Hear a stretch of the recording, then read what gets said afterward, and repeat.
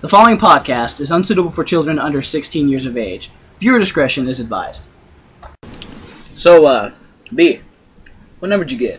I ain't telling you what number I got, playo. I told you what number I got. Shoot, you ain't have to tell me. But, come on, we're bros. I show you, you show me. That was what we agreed on. No. This isn't 5th grade, nigga. I ain't got to show you shit. Come on. This ain't no after-school special. Guys. This motherfucker. Yeah, Lord have We're screwed. Freaking. We're gonna go over the top. We're gonna hit the bottom. We're just gonna be fucked. We're gonna be done, eliminated. Oh man. I guess if we go under the bottom, we'll be fine. But yeah, with these numbers, we're just we're gonna hit rock bottom. We're gonna get our asses kicked. God damn, I'm never gonna fucking win the lottery, am I? No. Anyways, Damn shame. I'm FishFood. It's Triple B.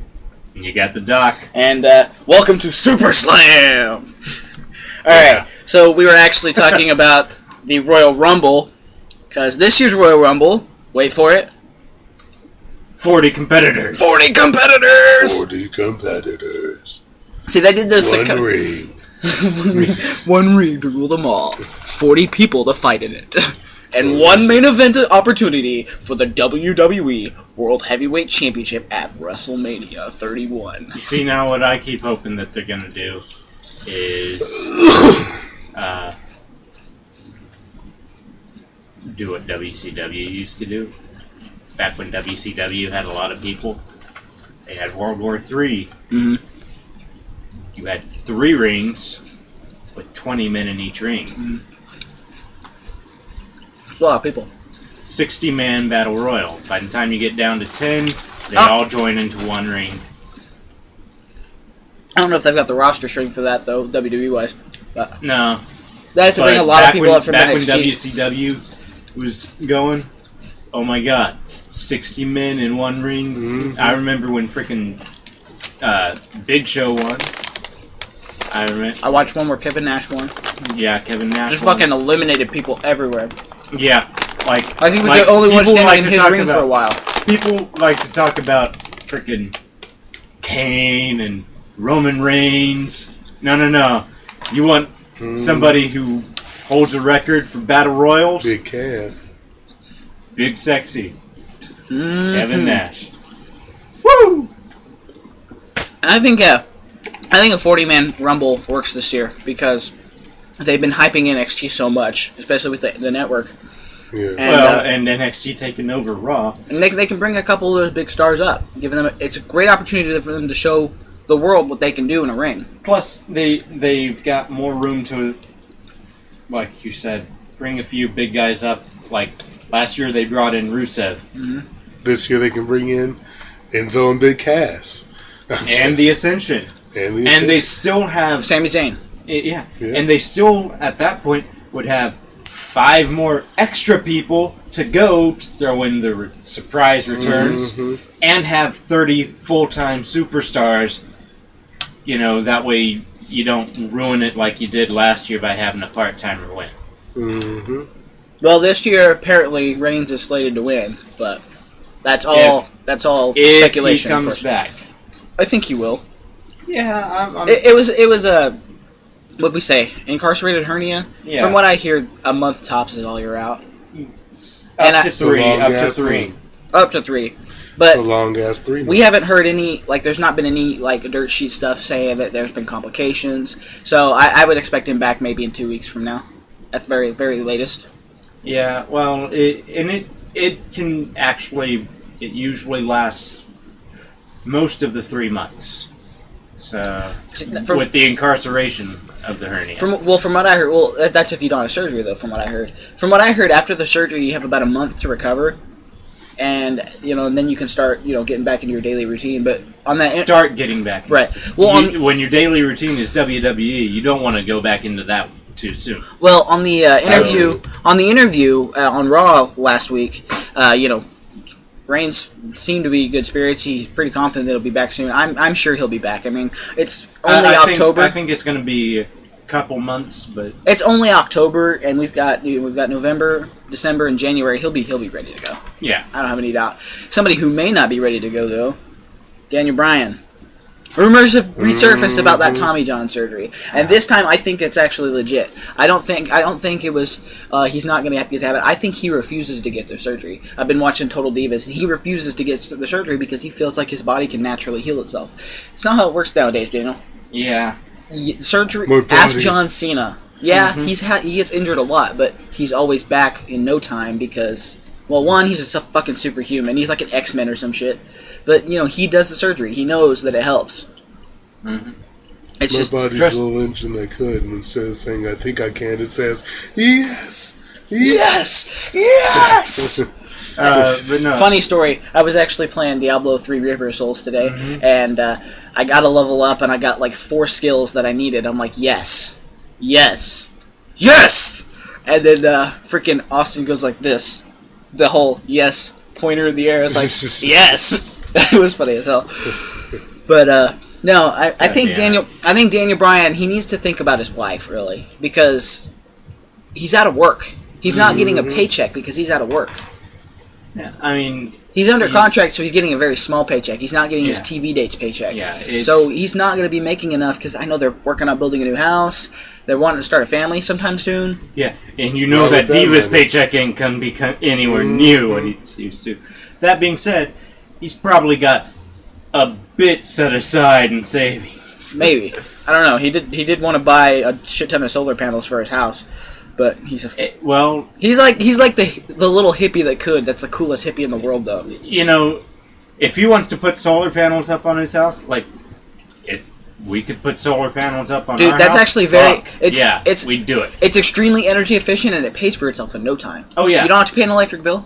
Mm-hmm. And you just gotta hope for no cloudy days. You do in Oklahoma. Yeah. That bitch Mary Fallon fucked that up for us. Really? She also made it so that she signed into law that any minimum wage is no longer enforceable in the state of Oklahoma. What does that mean? Like, there's no more minimum wage. She said, well, it's mostly just kids out of high school making minimum wage. Bitch. No, that's nowhere near true. She's up for re-election this year, I believe. So. She's up to get fucking fired. She's up for somebody stealing her job. But no, it's like that's nowhere near true. We at our bottom of the mat. We endorse the removal of Mary Fallon from office. Yeah, we're not. If you're a resident of Oklahoma, we're not political or anything.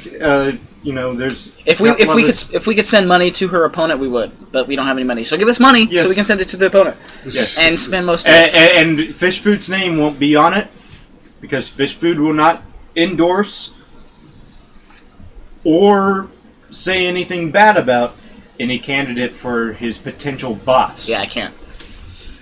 I mean, I don't agree with everything she's done. I am glad they finally signed the fucking gay marriage law so people shut the fuck up about it. Yeah. But it ain't gonna work. People are still gonna talk about it. But hey, that means my little brother can get married. I'm just kidding. He's not gay. I said the same thing to him. I was like, hey, guess what? You get married. Fuck you. But where were we? Oh yeah, Daniel Bryan. I think Daniel Bryan needs to just realize the fact that he's not gonna get better on his own. You know. People used to die from injuries because there was no way to fix it. Mm-hmm. Like, certain things you just can't do stuff, and boom, it hinders your ability to live. In today's age, you could live hurt, but you're going to be miserable for the rest of your life. This is his dream. He dreams of competing in a WWE ring, and he's just waiting. If he got fired, he'd be in a bingo hall tomorrow night selling his own merchandise and everything. I believe it. Which, I don't think we had this down for something to talk about. Eric Bischoff was recently interviewed. By who? Bleacher? No, not Bleacher Report. I don't remember who actually did the interview, but they asked him about Hogan turning heel back in the 90s versus John Cena turning heel now. And he mentioned that there is one major difference. Mm-hmm. Merchandise. Back before Hogan turned, he said, there were no NWO shirts selling. And he said, in fact, the reason that he had to guarantee people's contracts is because they didn't have the licensing and the merchandising back then in WCW. They barely had anything as far as that. So they couldn't guarantee wrestlers' incomes off of that, so he had to guarantee them money from the contract. Mm-hmm. And so he said with Hogan, he had nothing to lose. There was nowhere to go but up as far as turning him. If John Cena ends up getting turned, WWE is on the line for and John Cena himself are on the line potentially for a major drop in sales. Makes sense. That being said, if John Cena turns, I will be first to buy a fucking shirt. Absolutely. The doctor of thugonomics is back, bitches. Mm-hmm. Choke on these. Just like freaking. I noticed through that conversation how much freaking slang has just affected us. Because every time you said turn, I kept on thinking of turned. If John Cena gets in that ring, he gets turned. It's over. Man, I remember back when you know. You can't say thirsty in your own home anymore. Back when WCW was like, turn down for what? and then Vince came in and said, turn the fuck down. and they said, oh. Real quick, shameless plug. Or shameful plug, actually. Shameful plug? Yeah, this one's shameful. If anybody ever asks you to play the drinking game, turn down for what? Fucking say no! Especially if you're playing with 5 people, and the person starting the game sits to your right, and you're going clockwise. You'll get fucked. Basically how the game works, as soon as the song starts, first person drinks. Every time you hear turn down for what, the next person drinks. And there's a solo where you don't hear turn down for what for like a minute. I had poured a drink that was half fucking Jack, half Diet Coke. Fucked me up for the whole night. I was like, God damn it. This was like 3-4 weeks ago. I was like, fuck this. Like, not only did I get fucked once, I got fucked twice. I was like, I'm done. I'm gonna be like puking up everything. I'm done. And then they started another round, and sure enough, same person in line next to me. He got fucked. It was funny as hell because I was like, yeah, don't ever play turn down for what. Just a bad idea. Sounds like a fun game. It's fun game if you want to get fucked up. I hadn't drank that much in, succession in a while. I've been busy, I don't have the time to go out and drink a whole lot all the time. Usually I have a beer or two, and I'm like, okay, cool, yeah. I don't go out to get drunk. It was kind of nice getting drunk, but I felt sick to my stomach for like 2 days. it was horrible. Yeah. It's usually how it works. I remember my first beer. Bitch, I've been drinking since I was like 17. Look how everybody's been drinking since they was like... Actually, my first drink was like 8. Since I was 21. My first that was when I first had my... I've been drinking since I was 2. You still have that stamp, right? The one that says, fucking loser! that was... Mitch of the year. That's actually not true. Mitch of the year. When I was growing up, my dad used to play men's slow pitch softball, and he was in a softball tournament. And when I was 4, his team won the softball tournament. Woohoo! And so I see him, and he's drinking something out of a can, and my dad, understand, growing up, even to this day, if it's not Mountain Dew, Pepsi, or Mountain Dew Code Red, my dad doesn't drink it.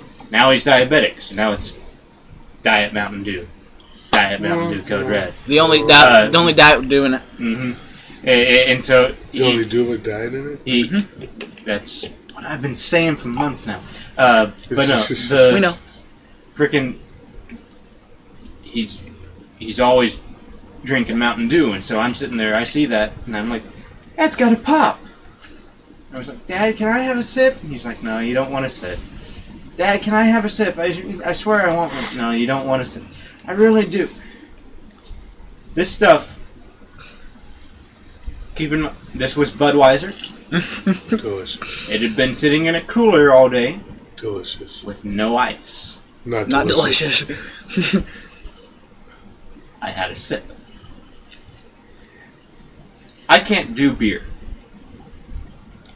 at all, ever anymore, because of that moment. Because I was expecting pop, and that was not pop. If you could describe what it tasted like for me, because my first estimation, warm Budweiser tastes like horse piss. It's what I've always been told. True or not?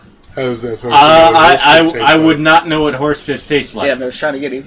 Damn! But FishFood fails again. Hashtag failfish. All I know is it was not what I was expecting, and I threw up. Giggity. And that's Doc's That's all he's got to say about that. Alright, moving on. So we've got, I think, 4 official matches for Hell in a Cell. Excellent. So let's go ahead and talk about a couple of them. 5. 5? I've got 4. Here, let's see, I've got Cena Nikki Orton. and Brie. Has it been official? Mm-hmm. When did they make it Loser official? becomes personal assistant. What I was reading, it was added today. Okay. I didn't watch main event. I don't have the network right now. I I need to didn't watch resubscribe because I've been missing out.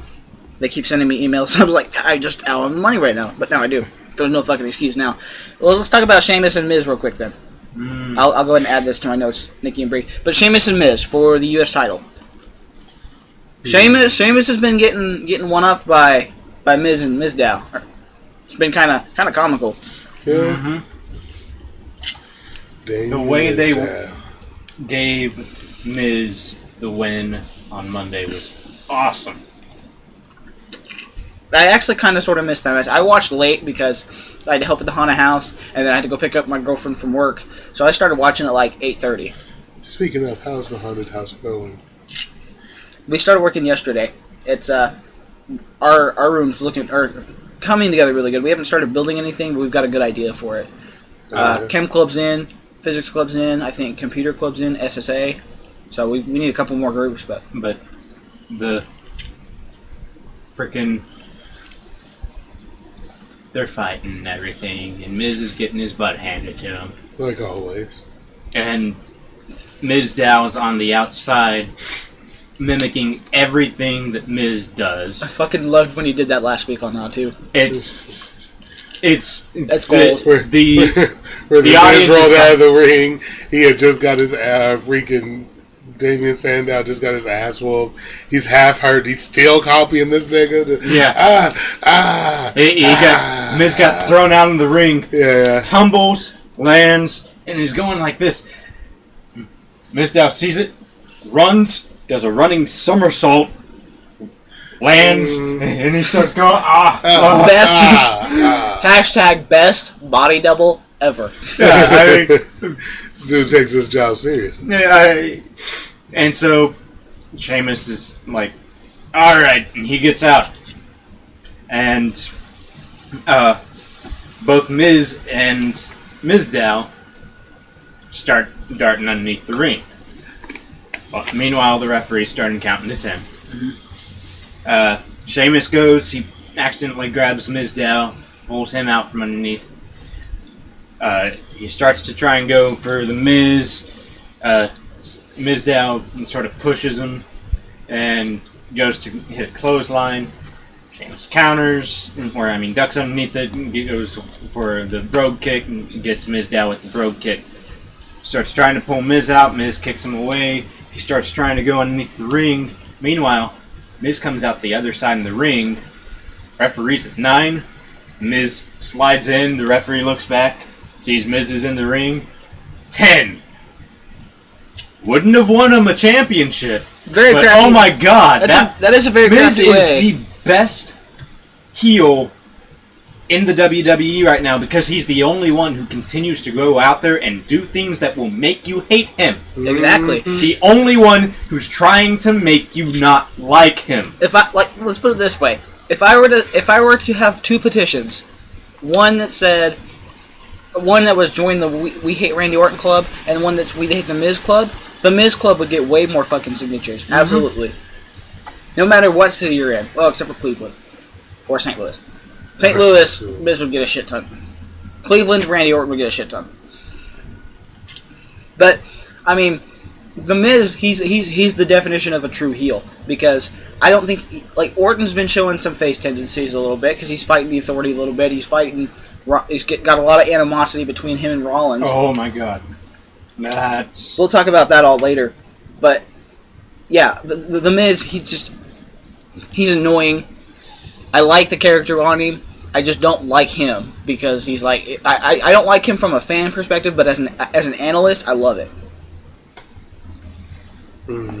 Next on the list is Rusev and Big Show. Ooh, this one's been getting really good. I like that. I like that apology. That was fun.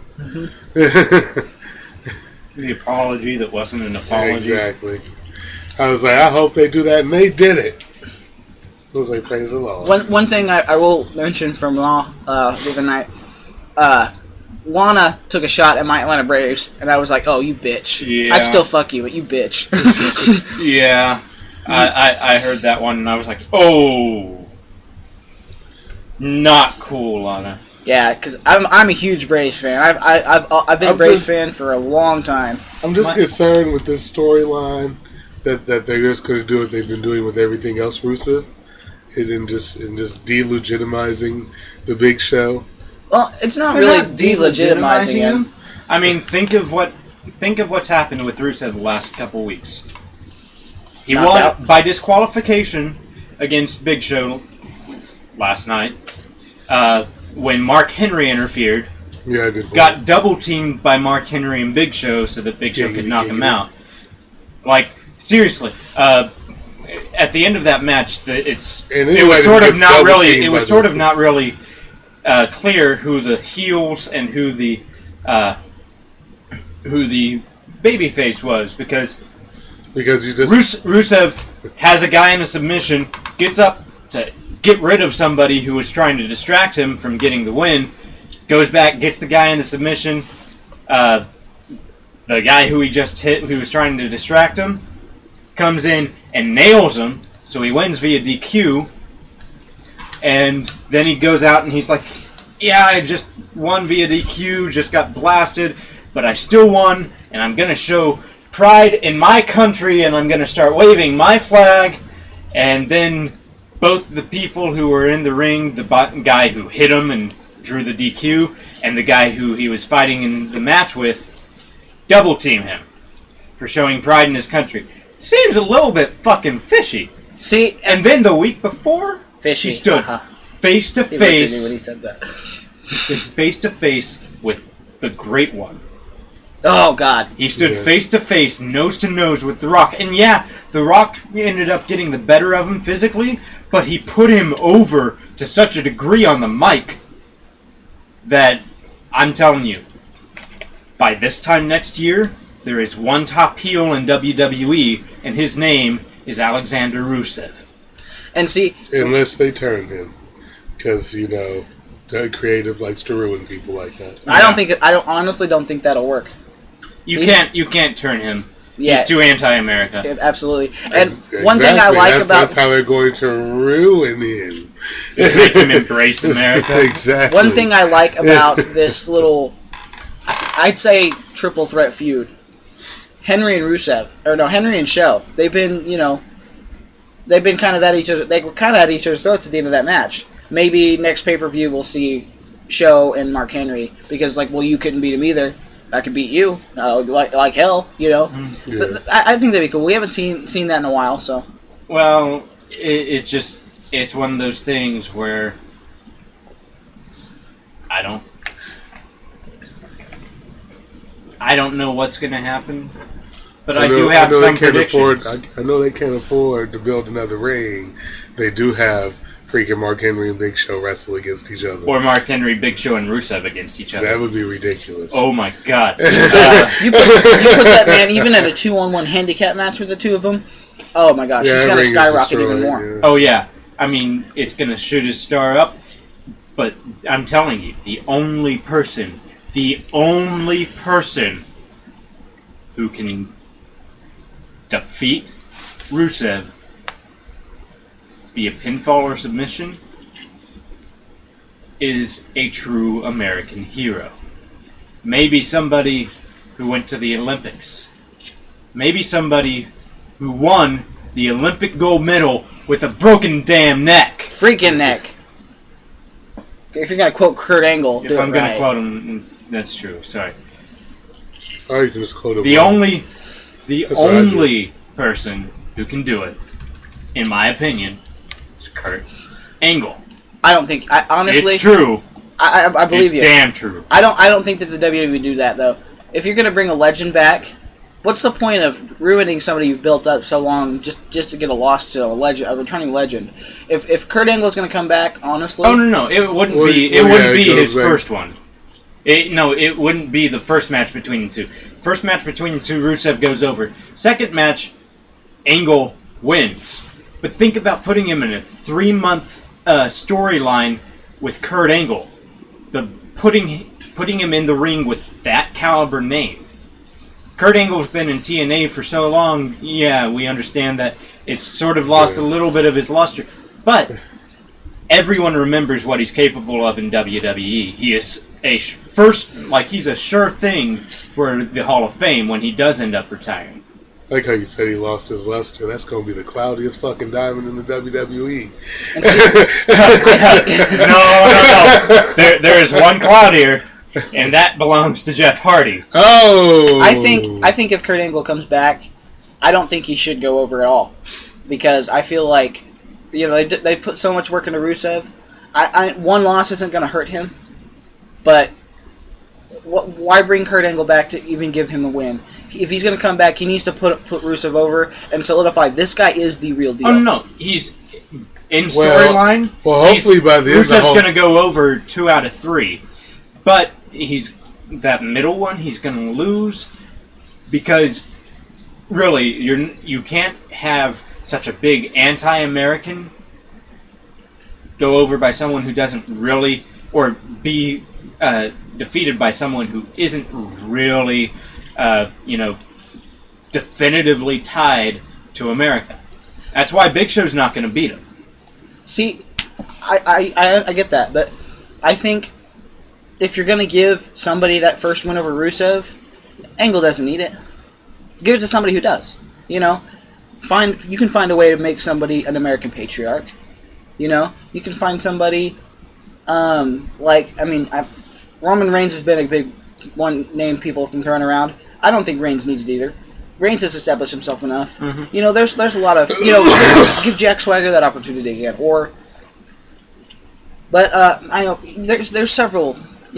Somebody can join the Real Americans. Maybe one of the new guys shows up from NXT, like Sami Zayn. He's wrestled all over the world, but the best place he's ever wrestled, or his favorite place to ever wrestle, is here in the United States. Bam, instant credibility, or instant love and affection from the WWE Universe because hey, he's representing America.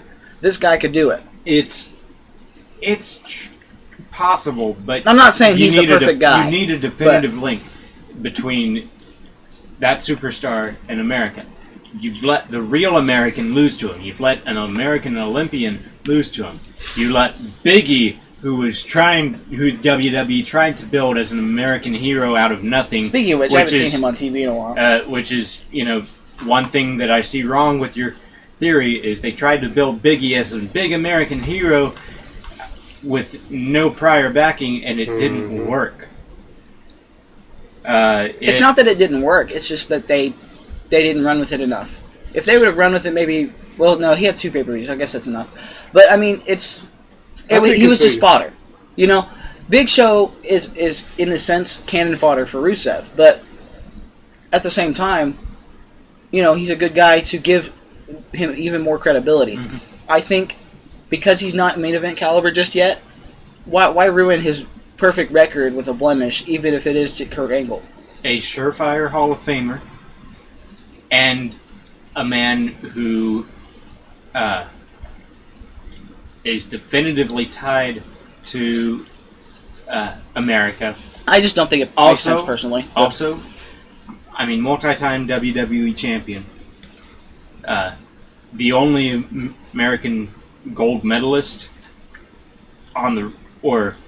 in wrestling, Olympic gold medalist that would be on the WWE roster ever. to ever have been on a WWE roster. Right. And see, I get your point that it has to be somebody who's American, like, got his credentials. backing, Yeah, his credentials have to be like Jack Swagger has been calling himself the real American for about 2 years. Well, yeah, like about it's been a couple years. So he's had that long to establish himself as I am, and even before then he was the All-American American. So he's had that his entire career building himself up as I love this country. I may not agree with some of the directions it heads in sometime, depending on whether I'm face or heel, but I love this country, and this is who I am. I'm a patriot.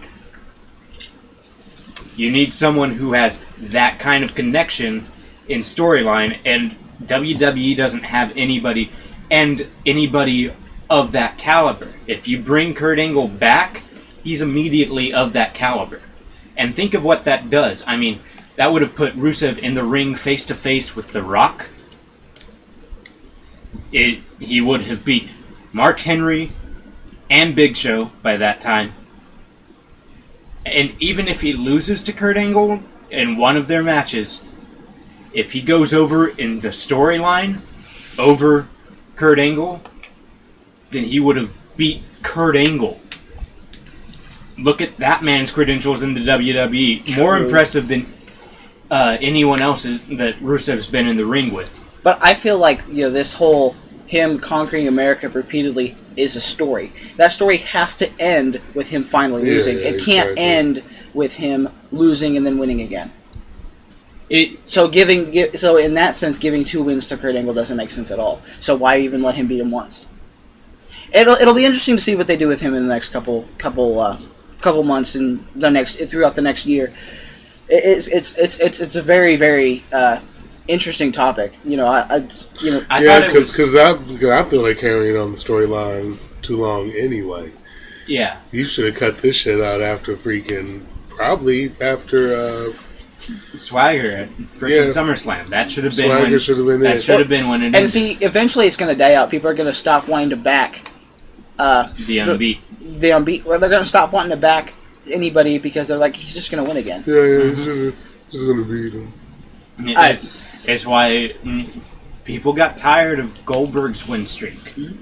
People were starting to get tired of Ryback's win streak, but you didn't really give them a chance to truly get tired of it.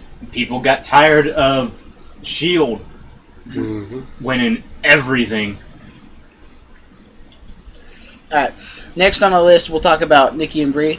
Go ahead and give us some info about that. Worst storyline in WWE right now. Worst booked. Yes. They could do so much better. It's a very interesting storyline as well. They could do a lot better, but because they haven't, it's the worst. Worst. And it's looking like the blow-off match is going to end up being at Hell in a Cell. From what I was reading, it's added today that Nikki versus Brie is official, and the loser becomes the personal assistant to the enemy. Which would be funny as hell if Nikki lost. Mm-hmm. Which I think probably should work, because I don't think I think in order to make that feud better and to further it, because one match isn't going to end a brother feud or sister feud. It's not, one match isn't going to do it. Oh no.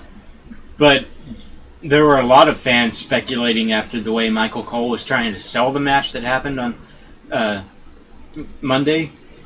Michael Cole was trying to sell Brie pinned her sister Nikki. Oh my God, Brie finally gets her revenge. And a lot of fans were like, "Did we just witness the blow-off match?" See, I think here's how I think that story would work. Nikki loses, has to cater to Brie's every will.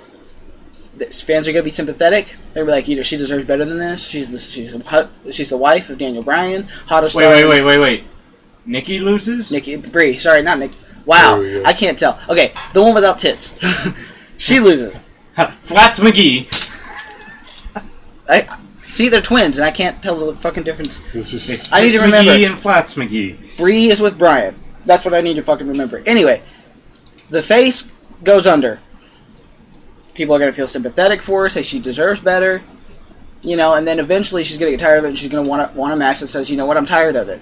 And then they'll have another match, and hopefully they'll build that up over the next couple months, because they have been focusing on that story a lot. Well, they tried focusing on it, and the fans were like, yeah, we don't care. Yeah, we don't care. It's because they were going about it the wrong way, I think. Yeah, it's but I don't think they... I don't trust them to go... anything nowadays. I don't trust them to go about it the right way later on. I want a blow-off match here, that way we can move on. I kind of like I want them the to figure out what they're doing with the other Divas storyline, too, because no one knows what the fuck they're doing over there. I don't even think creative knows what the fuck they're doing. They're like, hey, we got a Divas champion, and she used to be friends with this one, and we're not sure like what we're doing here, so we're going to put them in a match, and there's going to be a tag team partner, and... well, ladies, you can figure out the rest, right? I think I heard my mom calling me. Creative's real problem is they don't watch enough to grasp. Yeah. Well, and we've already established AJ Lee doesn't like anybody, but nobody likes AJ Lee either. Mm-hmm. Emma couldn't cut it as her tag team partner, according to her. Well, Loyola fucked her over, or tried to. Emma was sitting there. She got too cocky. Mm-hmm. Tried to do the dance. She should have gone for the pin. I think she had she gone for the pin. Mm-hmm. And if she had, new Divas title contender. Yay! Anyone with me? Anyone? Nope. No? She hasn't built Creative? What? No, it's a surefire. Fuck you guys. Creative is getting ridiculous. Here's Creative's response. She stole from Walmart. You know what? I think if Creative I don't even know if there's any females in Creative, but I think that's the problem. I think it's a man's team. Isn't Stephanie in Creative? Oh, please. Stephanie's in Creative. Air quote. If Stephanie was, she's as creative as anybody else in that. She's creating more Levesque babies. Triple H, if you're listening. I don't know. But yeah, I think that's the main problem is that they don't have either the creative needs to get out there, or they need to hire people who are actually like hire fans, or hire a couple of fans for each group, or just hire the three of us. All right, just hire us. Yeah, I'm pretty sure we can come up with some better shit. We have come up with better shit. Absolutely. We've come up with the same shit. Yeah, we've come up with the same shit. And if you were listening a little bit ago, we had a really good storyline coming up. Anyway, next topic. We will never ever hear the words championship said like that ever again because sadly Justin Roberts has been released. And no one really knows why. The superstars don't know why. He was well loved, he was loved backstage. He loves the business so Just much. a couple months ago, he released a blog post that defended WWE. Just blew my fucking mind. He didn't attack anybody. Yeah. But he said, those of you who are saying wrestling's, terrible, or said, you're missing the fucking point. It's entertainment. It's not supposed to be a legitimate sport. Yeah, exactly. And he says you're missing the point with, it is entertainment, and it allows people to forget their problems. He brought up Connor the Crusher. Mm-hmm. Usually when they don't beautiful story, by the way. Usually when they don't mention a reason why they're taking the wrestler out, it's something horrible. So when they finally do say the reason and it's like dog fighting or something, let's not be surprised. Let's just all be like, oh, okay, that's what it was. They just let him know last night after Raw. He worked Raw last night. And apparently right after Raw, they were like, see ya. They were like, he was like, hey, so I'll see you guys next week. No, you won't. Friday then? I'll see you on Friday? We're letting you go, man. Okay, so Tuesday. No, you're missing the point here. I'll wait at the private jet. We're going with Lillian. No, that is the only good thing about this. I'm waiting at the jet. That is the only good thing. Go ahead and wait at the jet. We're gonna fucking leave you behind. Yeah, the only good thing about this situation is we get more Lillian Garcia. Yeah. Possibly. Possible. If they go with Tony Chamel, I will kill myself. Tony Chamel, possibly Eden. I think she should stick with NXT and maybe do main event. But I don't know. I mean, she's good, but I like Lillian. Maybe JoJo. Okay, move what was her name? Eden. Move her to main event and maybe SmackDown. Or main event and Superstars. Yeah, main event Superstars. Put Chimmel on SmackDown, and then you can put Lillian on Raw. And where then she was forever, and have Chamel where he was forever. Mm-hmm. I mean, it'll bring us back. Yeah, it'll bring back. I loved Lillian can sing though. Oh my god. I loved during the 6-man or not the 6. It was either during the 6 Diva tag match or during the AJ tag match. Freaking Jerry Lawler told JBL, said, "You just don't know a lot about women, do you there, Lawler? Or do you there, JBL?" This coming from Jerry Puppy's Liar. Yeah. I saw that on Bleacher Report. I'm like, wow, Mr. Pot. I'd like you to meet Mr. Kettle. There's a lot you two can have in common. Pretty sure both of them have been divorced. Not positive on that though. I know Lawler has at least once. Yeah. You know they say marriage is grand, but divorce is $100,000. I've heard him say that a million times. That man definitely has been divorced at least twice. All right, so we're coming about 42 minutes in, so we'll go ahead and take a quick break. We'll be back in a little bit. So here you go. Here's the plugs. Hey everybody, I'm FishFood. I'm the Doc. This is Triple B. And this is time for the plugs. We've got an email account, bottomofthemat@yahoo.com. Or you can follow us on Twitch. You can follow me at BOTMDoc at twitch.tv. BOTMTRIPB, all one word. Or you could follow me because I'm the best, BOTM FishFood. Just go to twitch.tv, enter any of those usernames, and you'll see plenty of gameplay. Mitch, please, the best. Or you could do what, I would recommend, just so you can get all of our content. Go to bottomofthemat.com. Still can't type. You know Mitch, what? Please, the website? I'm joking. All right. Well, enjoy the rest of the show, and again, we thank you for listening. Anyway, so it was like 3 cases of beer, and we had to cut off Stone Cold's leg before he finally tapped out. Damn.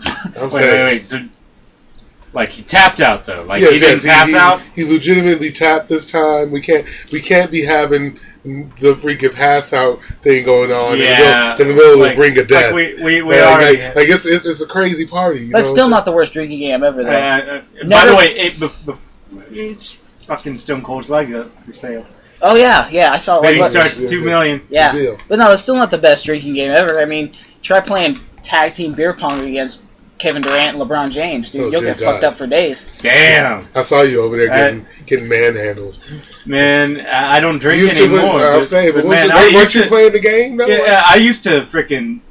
That wasn't the worst time I ever had. Worst time I ever had was. Presidents and assholes is fun until the Secret Service gets involved. Never play red or black with an Indian and a nigger. Don't do it. Don't do it. This is for real. And you know what? What? I think we're recording again. Oh fuck!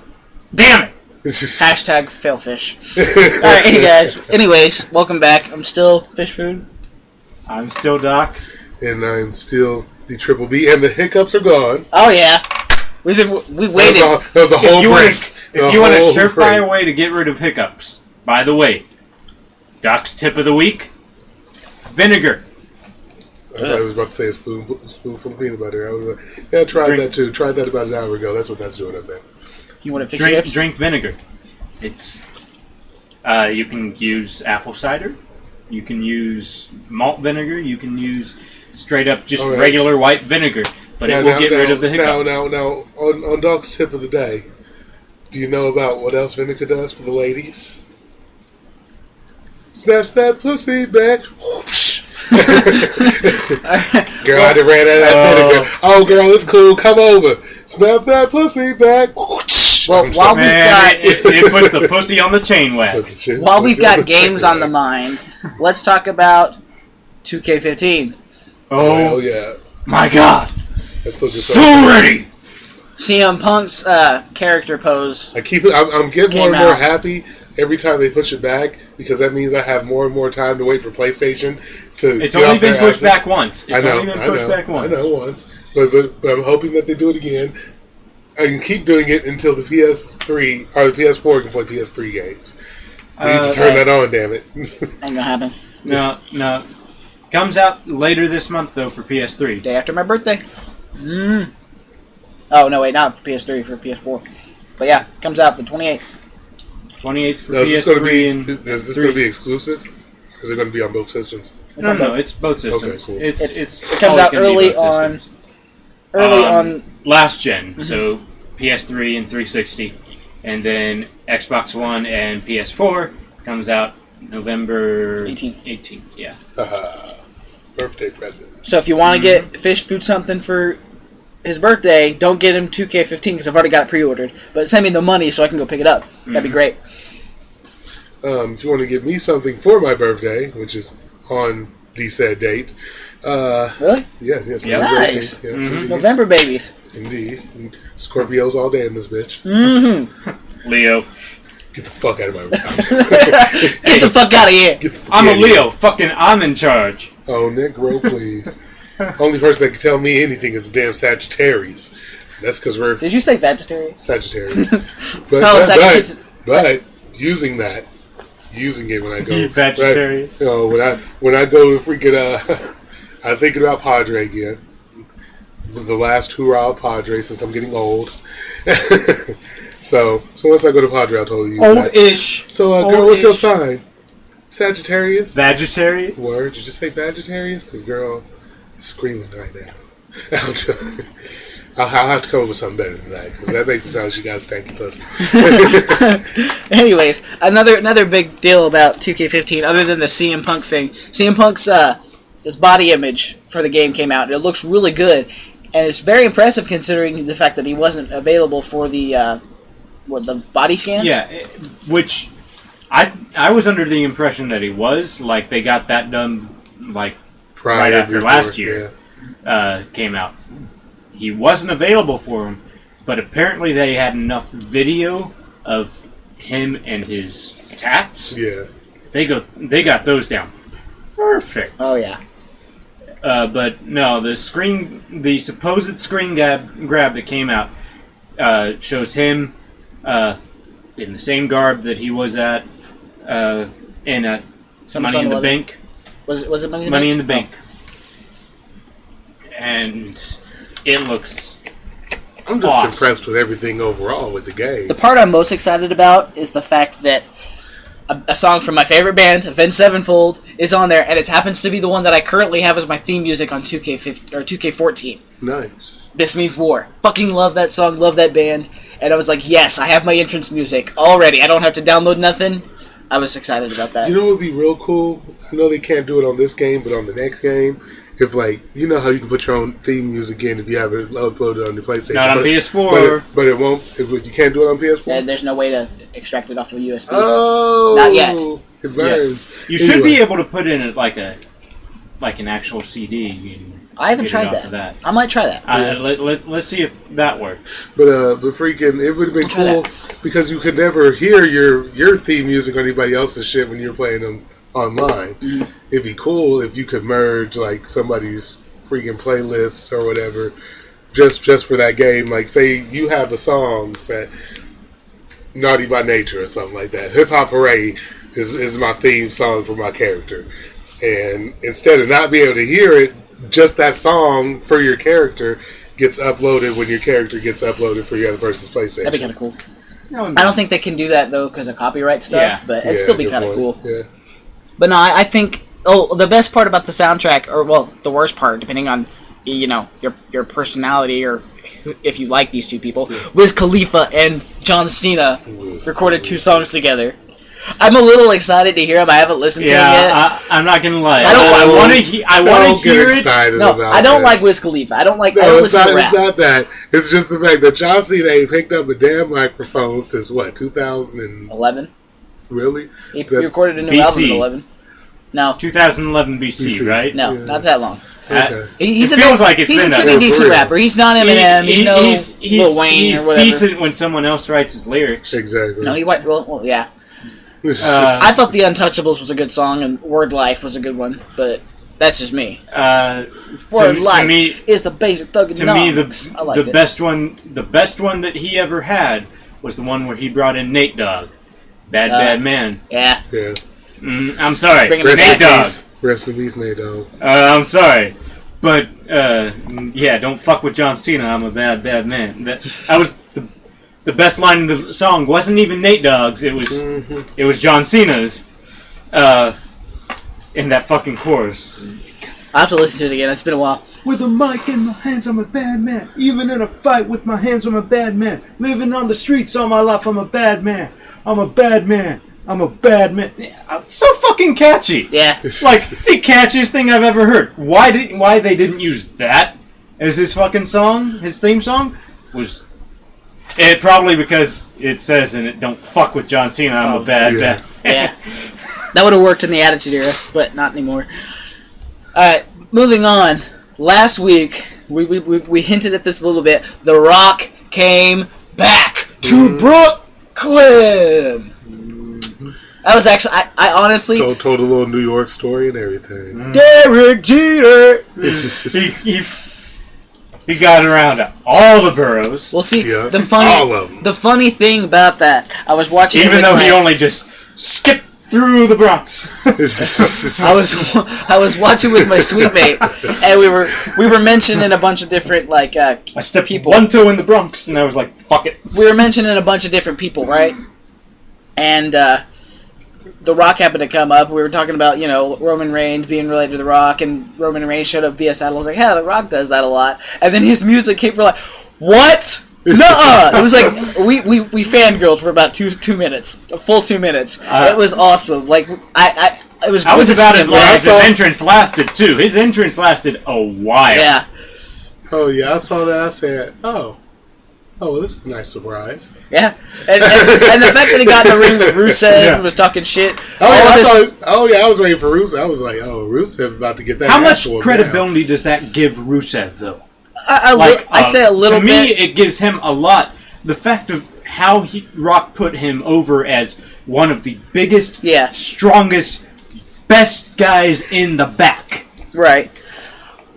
That's coming from the great one. Word. See, I didn't look at this one as an analyst because I was too busy fangirling, of course. I thought that The Rock's snarky comments like the Soviet moose knuckle, Moscow moose knuckle, and the Soviet streetwalker. Yeah, those were like, yeah. But you always come out here dressed like a Soviet streetwalker, don't you? It's like, and I gotta tell you, Lana, in person, you are beautiful. You are gorgeous. You are, as we say in America, smoking. But you act like somebody shoved Smirnoff bottle up your Putin. Yeah, that's what I love about The Rock. The Rock, oh my God. The Rock can joke about anybody and be 100% serious. Cena, on the other hand, Putin's a double entendre. Yeah, you got it. You get it. Putin put in. Yeah. You got it. Cena, Cena, on the other hand, can't do that. Yeah. The last time Cena tried to be comical, it didn't really. It was comedy. It wasn't like. Yeah. The last time he tried to be serious.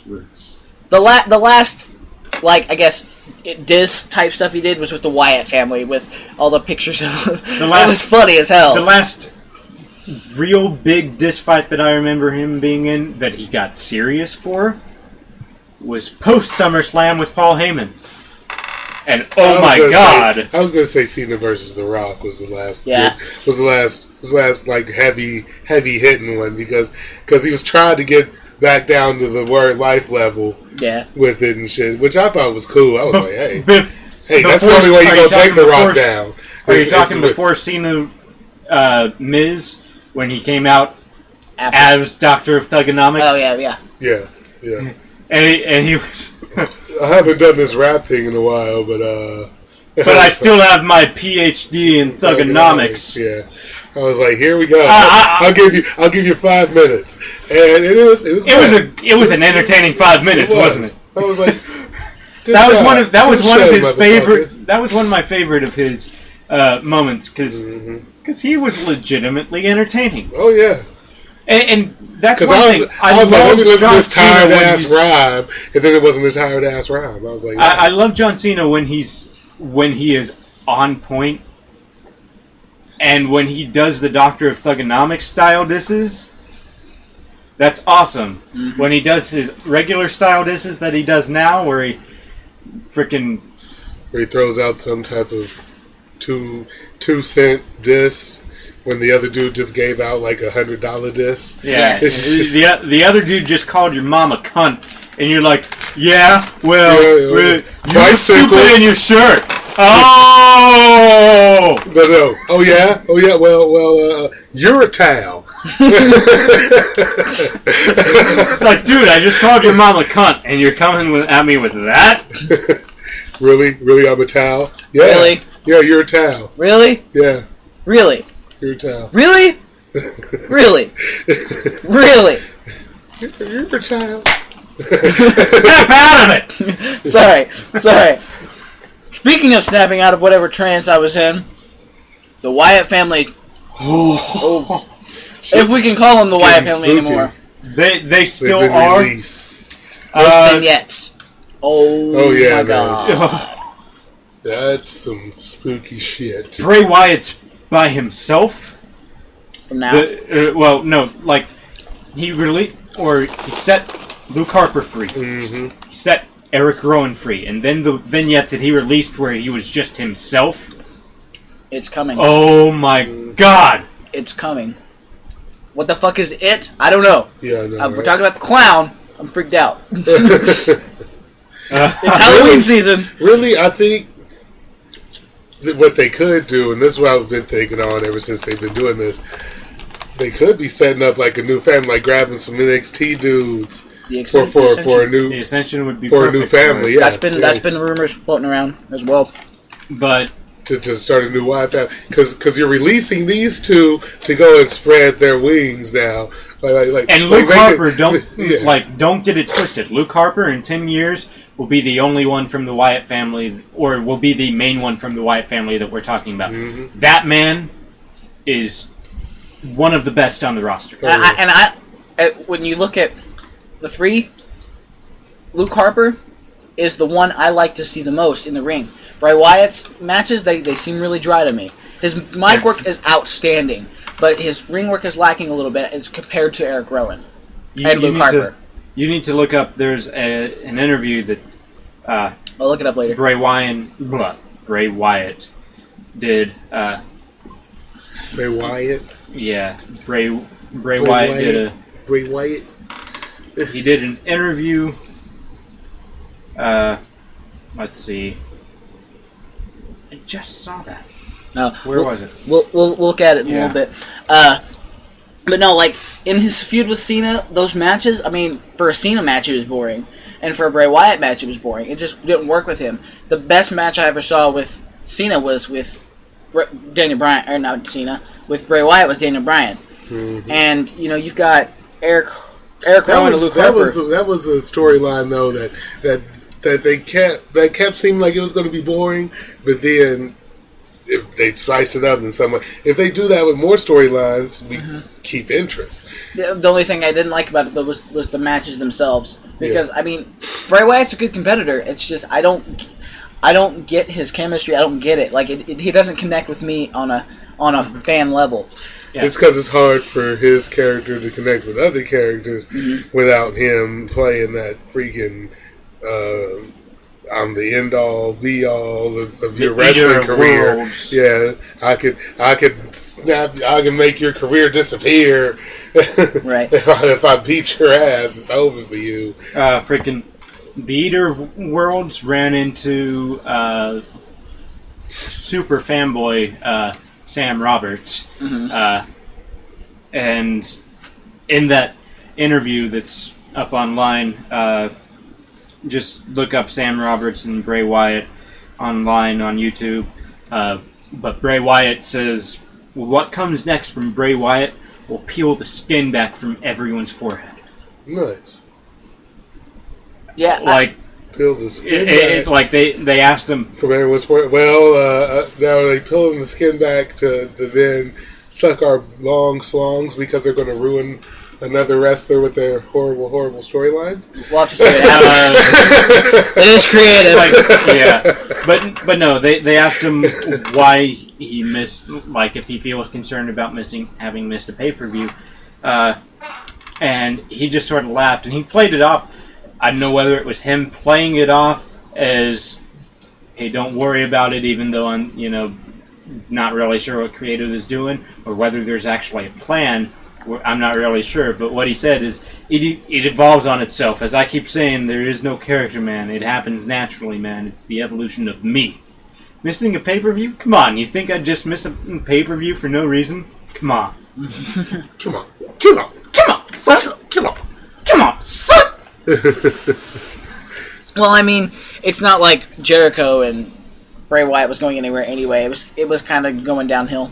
But speaking of Jericho, had their blow-off feud or blow-off match there in the cage. Yeah. And Jericho gave Wyatt his best, and he gave him his best off the top of the fucking ring or cage. Well, can't go up there. Oh well. Speaking of Y2J, he's coming back next month. Nice. Sooner than anybody expected. I'm saying. I'm excited. I mean, I'd like to see who else he wants to put over. I mean, because that's basically what he comes back to do. He loves the business so much. He loves making people look great. He's the Ayatollah of rock and roll. He made Fandango look great. He's the inventor of He invented putting people over. Just like he invented the armbar. And the armbar. And the crucifix head scissors. And and rock being and roll. black. He invented being black. He invented Canada. Y'all know that. He invented the WWE World Heavyweight Championship. He invented recliners. He invented Grizzly. Shameless plug. He invented Gatorade. Shameless plug number 4. Africa's best super grow, hair grease. Alright, we are not sponsored by any of these people. Do not think that we are, because we aren't getting shit for that. Y'all got free advertisement. What now? Anyway, but Jericho coming back, that's great, because it's Survivor Series coming up. The Rumble. The Rumble is definitely something you want Jericho for, especially because they got that 40-man Royal Rumble coming up. Mm-hmm. It'll be really fun, and I hope they surprise everybody with when he comes back. But I don't think they will. I think they'll advertise when he's coming back. Yeah, I'm sure. They've been accidentally dropping a lot of returns lately. I don't think they'll accidentally drop this one. I think they will legitimately like, hey, he's coming back. Yeah. But there's been a lot of returns like we weren't supposed to know about, and then we knew about them, and then it just... Like Batista. Yeah. Batista. Speaking of which... Wasn't nobody supposed to know about that motherfucker coming And it back. leaked on a poster. It leaked on a poster. They're like, yeah, we'll just tell you. He's coming back in January. Freaking The Undertaker. They done put him all on the side of their buses and shit promoting the next... WrestleMania? Yeah, WrestleMania. So now, if he comes back, I'm not going to be surprised. Y'all already just pretty much told me the motherfucker's coming back. With The Undertaker, though, it's like, it's WrestleMania. He's going to come back. Mm-hmm. This year, if they put them on the bus, that's a bad idea. Because if he comes back for WrestleMania this year, it's like, is he... No, there's no, yeah, he's coming back. It's like, is he coming back? Mm-hmm. You're not going to know. But speaking of Batista, guess what? God. He's going to continue his movie career. He's the new Bond villain. Nice. Mr. James Bond, is it?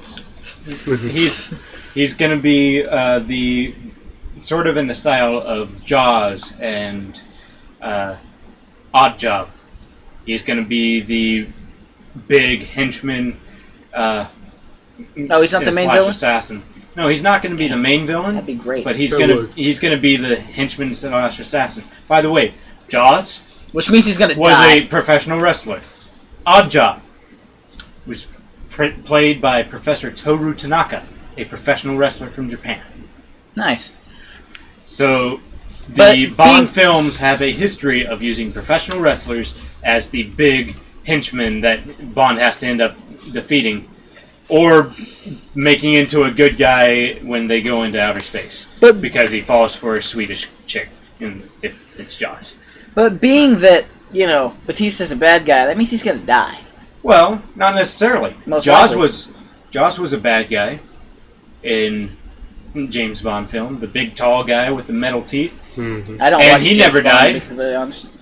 In fact, when he came back the next movie and ended up still chasing James Bond, falls in love with the Swedish girl who he falls from a plane into the Swedish girl's home, falls in love with her. They go into outer space, and Jaws ends up being a good guy and freaking helping James Bond out. And freaking, it was in outer space. Yeah, that was in Moonraker, the James Bond film, where their space rocket looked exactly like the space shuttle a year and a half before the plans for the space shuttle were announced. Mm-hmm. Nice. Yeah. People were like, wait, what? They were right about that shit? They were right about that? Well, one thing that people aren't right about... Maybe Q was right. Like, maybe Q's smarter than we thought. I'm about to piss off Doc. Just saying. Oh, okay. One thing that Bleacher Report's not right about, they think that Cesaro should go over in the feud with Ziggler. I disagree. And I only disagree not because I don't like Cesaro. I do like Cesaro. I think if the Intercontinental Championship changes hands again with another short title reign, that belt is worth shit. That belt is not worth shit. Yeah. I love Cesaro, and I would like to see him go over in this feud, but not at this pay-per-view. Absolutely. And see, and that hurts me to say that I want to see Ziggler put somebody over in a feud. Bastard. But Ziggler can afford losses at this point in his career. I mean, look at Monday Night Raw. He went against Randy Orton and lost, and that didn't hurt him at all. No, I mean, it's Randy Orton. Randy Orton's billed to be the top competitor in the company. Well, that, and you look at the size difference between the two. Ziggler stands at about 6 foot. Flat? 6 foot. And Randy Orton's clocking in at like 6'5", 6'6". Yeah, tall son bitch. And, he's got... And they're built about the same, but with that extra 6 inches. So he's got that extra muscle. Because they look like they'd be about the same build. If they were the same height, they'd be about the same weight. But you add 6 inches, that's going to add on that much more muscle. And it was a great contest. Oh my God, those two. 20-minute match between Ziggler and Orton? Yes, absolutely. Correct. I could watch that for this is the years. part. This is the part where I say creative. You did something right for once. Yeah, I mean, absolutely. We're not going to give you another award, no. We'll Monday Night Award. We'll give you another honorable mention. Yeah, I mean, that's all you are. That's all you're worthy of. Creative. Step up your game. I don't know. This last week, they dropped the ball on the. They dropped the ball on the Divas. Yeah. But they came up with Cesaro, or not Cesaro. Yeah, Cesaro was at ringside for that match with Ziggler, but so was Seth Rollins. We got to see 6-man tag, triple threat tag match that involved Gold and Stardust, the Usos, and John Cena and Dean Ambrose.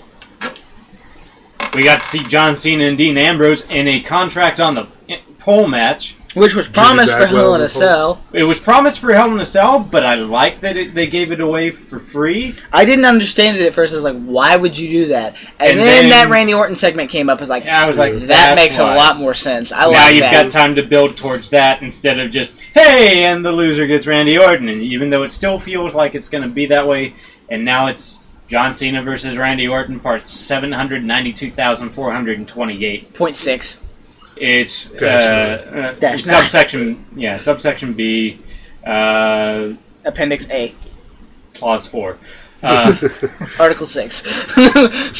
You get the point. It's happened too many times. When you've got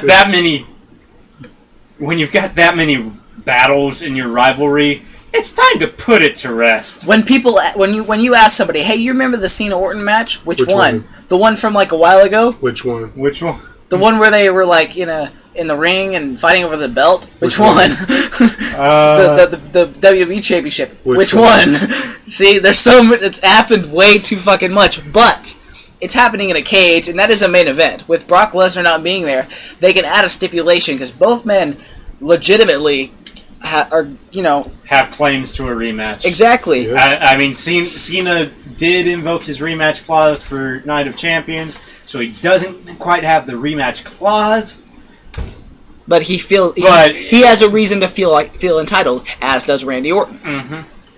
Only Randy Orton's actual reason, not a fake reason like a fake wrestling company, kind of like TNA. Oh God, yeah. Let's talk about that before we keep going.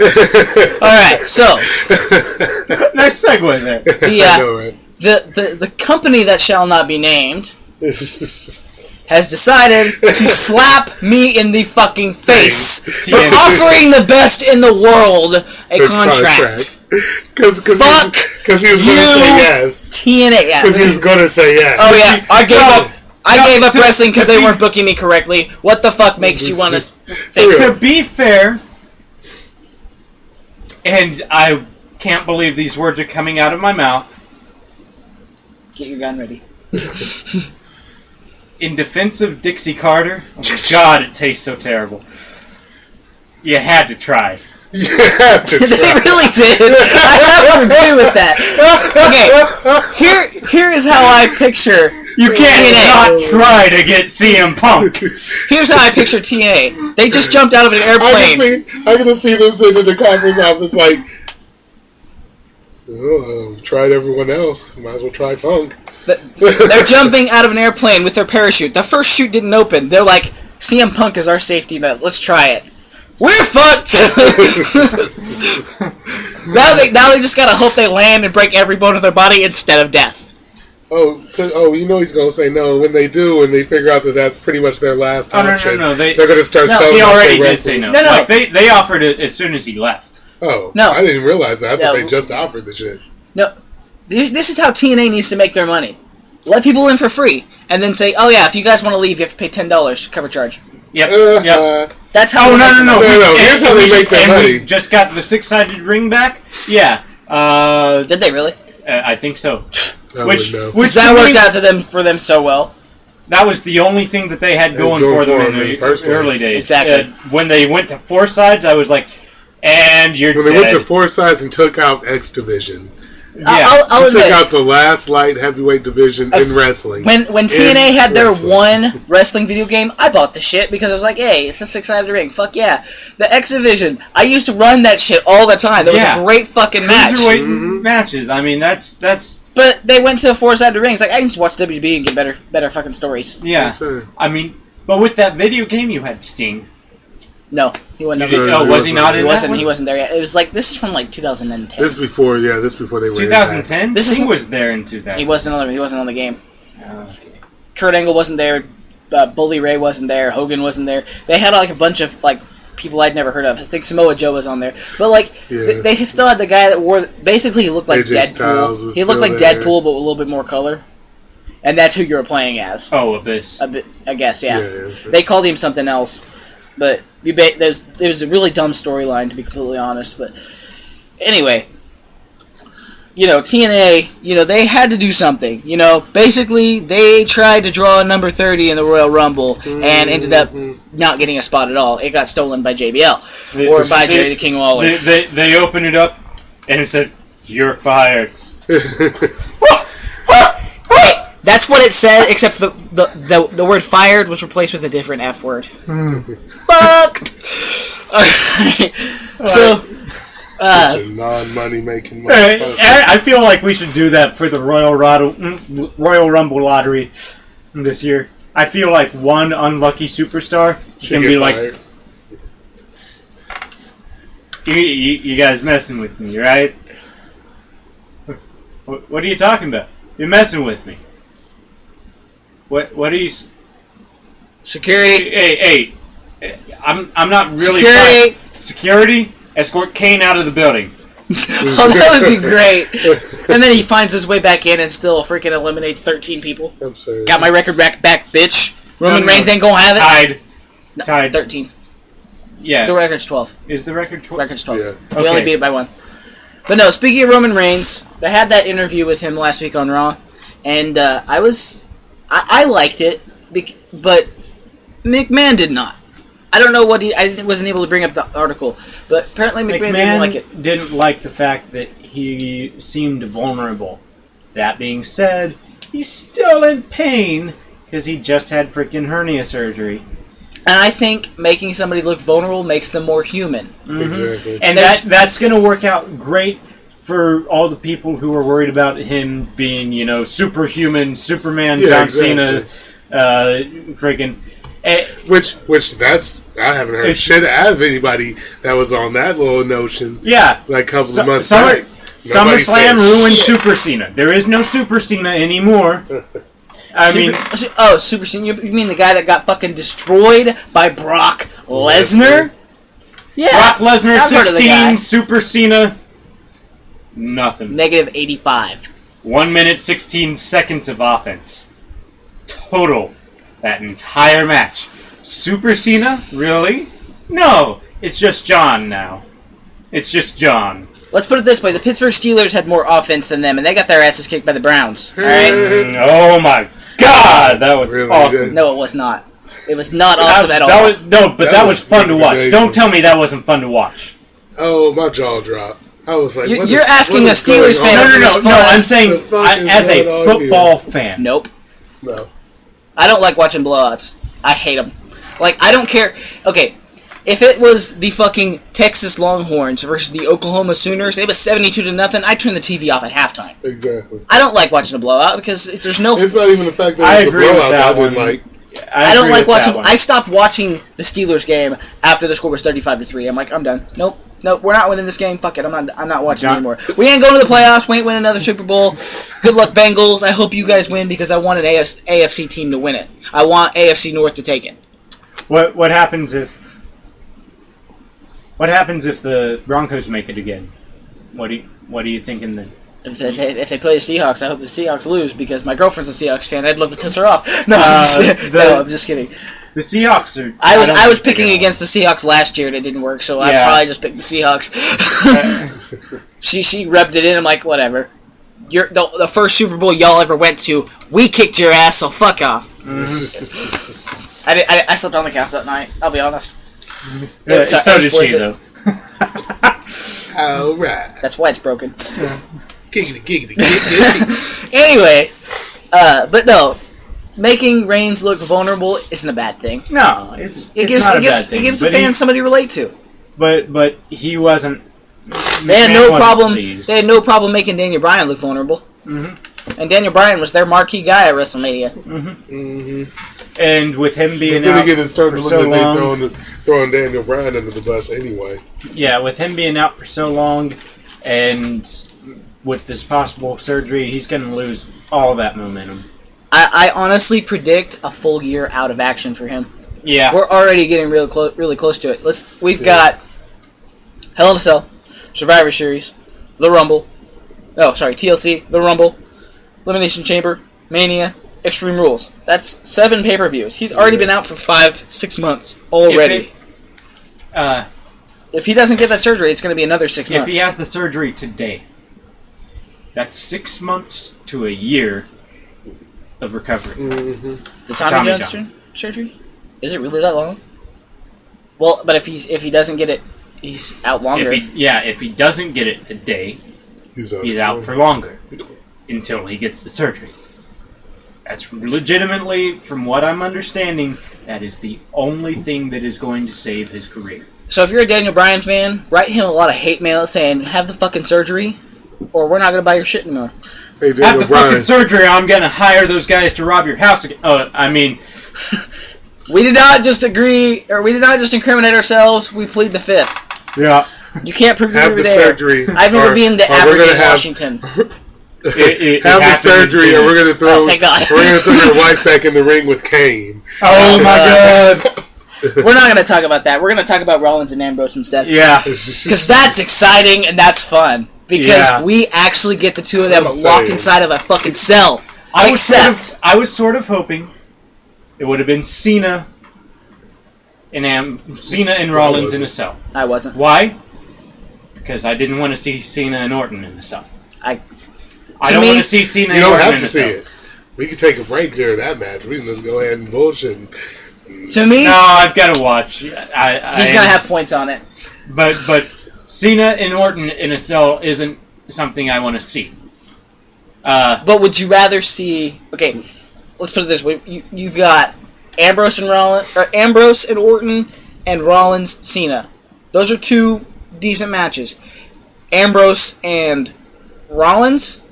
That's a better match than those two combined, in my honest opinion. Oh, yeah. Because there's so much personal hatred between that. They're in a cell. But I think that had Cena won the match last night, if he had won it, just bear with me, and I know I'm treading dangerously into, let's give Cena a win. But if Cena had won, then that's just another instance of Seth Rollins getting away from Dean Ambrose, which continues the feud on through SummerSlam, where at TLC we can have the official blow-off match. Hell in a Cell now feels like the blow-off match for that feud. You don't have to have a blow-up match. I feel like this is going to be, because we've had him, Rollins and Ambrose have been going after each other since before Money in the Bank. Remember Hell in a Cell last year? We thought we thought Orton and Bryan in a cell was going to be completely no interference. Nope. Mm-hmm. Orton's got the authority in the palm of his hand. What's going to happen this year? Rollins has the authority in the palm of his hand. Things start looking bad for Rollins. All Kane has to do is come down, unlock the cage, and help Dean Ambrose. Dean Ambrose can still lose that match and then not give up. Mm-hmm. And then we have that final blow-off match at TLC or Survivor Series. Another reason I wanted to see Cena versus Rollins in a cage. We haven't seen hide nor hair of the WWE World Heavyweight Champion since Night of Champions. Mm-hmm. What if at Hell in a Cell, Cena and Rollins fighting in Hell in a Cell, they're fighting. Lesnar's music drops. Lesnar comes out. Kane tries to come out and stop Lesnar, and Kane gets fucking nailed, which is a great way for you to retire Kane. Lesnar tears the door off the hinges, goes in, F5s both men, gets his revenge on Cena for hitting him with 4 AAs, and locking him in the STF for 7 years. Frickin' gets his revenge on frickin' Rollins for the curb stomp, and it serves to continue John Cena versus Brock Lesnar, which that hasn't had its blow-off match yet. It continues that storyline. To me, that serves a much better purpose moving forward, selling tickets, getting people ready for Survivor Series, than anything on this match card does. With all due respect, even if Orton and Cena ends up being the number one contender. Why can't they just have Brock Lesnar interrupt both matches? But hear me out though. Repetitive. Hear me out though. He interrupts both matches because the people he's not beefing with aren't going to be like, oh, fuck that, Brock Lesnar, I'm coming after you. No, they're going to be like, fuck going after Brock Lesnar. Only person that's going to legitimately want to go after Brock Lesnar is the person who just got done getting his ass whooped by him, John Cena. He's like, okay, so apparently you didn't disappear. Now I'm going to come back and beat your ass again. Or get my ass beaten. But to have him interrupt both matches, it ruins the surprise for the second one. Well, no, not really. Yes, it does, because everyone's already you interrupt the Cena match first. Shock. The Cena match is the main event. Is it? Why don't they switch it around? That should be the main event. The Rollins and what should be the main event. Because if you have the Cena match first, he interrupts the Cena match for the simple fact that they're not done with their beef. Then people were expecting that shit. They ain't expecting Brock Lesnar to then come back and go after freaking Rollins? No, Ambrose. No, Rollins. No, well, I was right. Rollins. Yeah. To go after Rollins for the freaking curb stomp. the curb stomp, because curb stomp. They was figuring he let that one go. After that, I don't let shit go. Fuck Brock Lesnar, I'm coming after your ass because you overstepped your boundaries, and then I'm gonna go finish what I was what would have got done with over but here. It creates a much more climactic point if both those things happen at once. Here is my thoughts on that.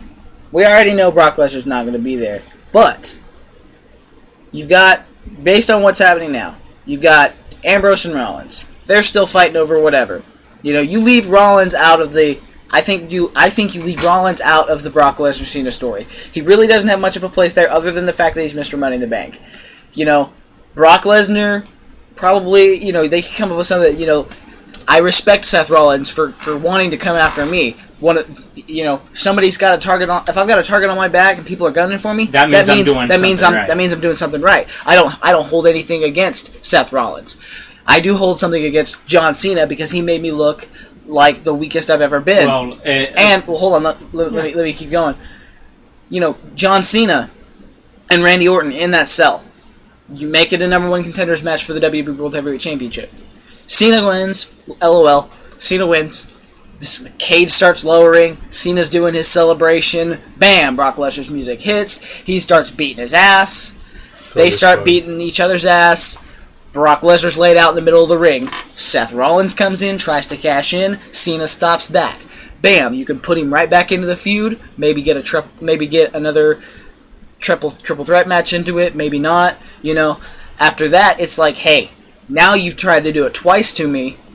You can have a couple matches with Brock Lesnar and Seth Rollins, where Seth Rollins, escapes getting his ass beat, because you can't just let Seth Rollins beat his ass because then he's just going to take the belt. It's not quite. I don't think they're quite ready to give that belt to Seth Rollins. They are. It needs to wait if it happens at all. As we all know, what happened to Mizdow. Well, I'm just going to call him Mizdow. But I think that's the way it should work.